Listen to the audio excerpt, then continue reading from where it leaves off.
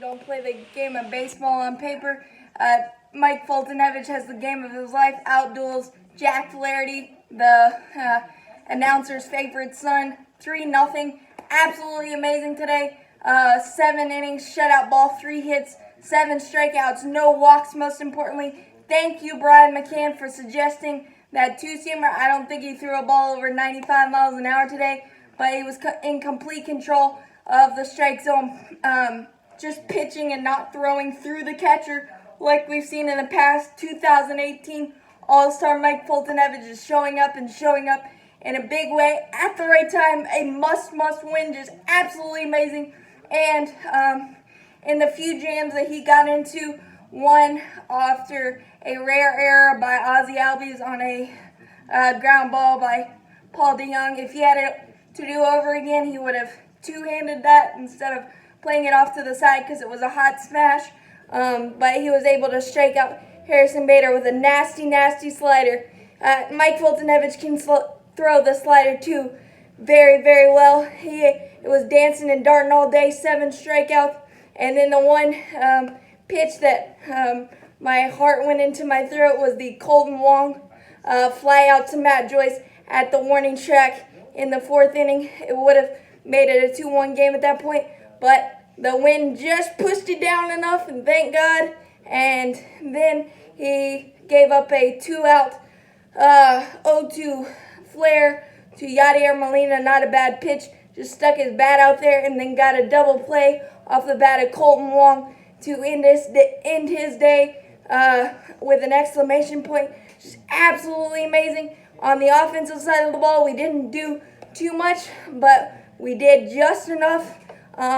In the 1st inning, we got a 1-out infield single by Ozzie Albies, and then Freddie Freeman got him over with a ground out, and then Josh Donaldson got a 94-mile-an-hour fastball from Flaherty, crushed it into the green grass, and we're up 1-0. That's all Fulte really needed, but nice to have insurance. And the biggest call of the game was after Brian McCann got a 1-out single in the 7th. The wheels start turning in my head. Do you pinch run for McCann? Do you pinch hit for Fulte? And thank God I wasn't the manager. And there's a reason Brian Snitker is the NL Manager of the Year. Pressing the absolute right button for Adam Duvall, coming up clutch, battling Flaherty. I think it was like a 9 or 10 pitch at bat. Finally forced him to throw a fastball in 3-2 count, all over it, 423 feet into the Atlanta night. Just absolutely crushed the ball. Great bat flip. He must be learning from Adeiny Echeverria. Just absolutely amazing. Coming off the bench, the second Atlanta Brave pinch hit homer in the postseason. I remember the Eric Hinsky one very well, but this one felt was even more sweet, just because Brian Snitker pressed the exact right button, and it worked out great. And told you Flaherty's not God.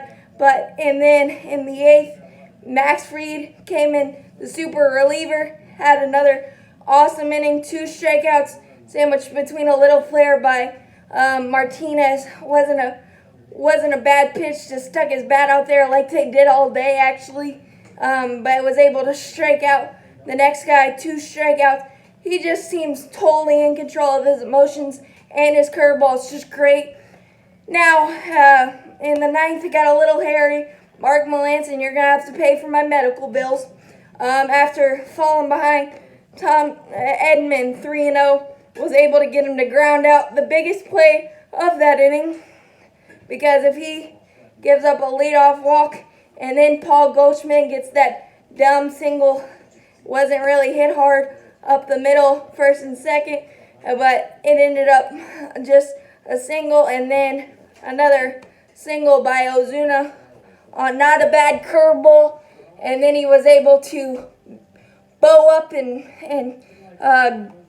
grit his teeth and strike out Yadier Molina on a high cutter, and Colton Wong on his best curveball of the day. Just absolutely amazing. And we get that big time win Atlanta's first postseason shutout since 2001. It's a whole new series, boys, as we got our ace, Mike Soroka, on the hill on Sunday. Cannot wait. As always, go Braves. This is so much fun.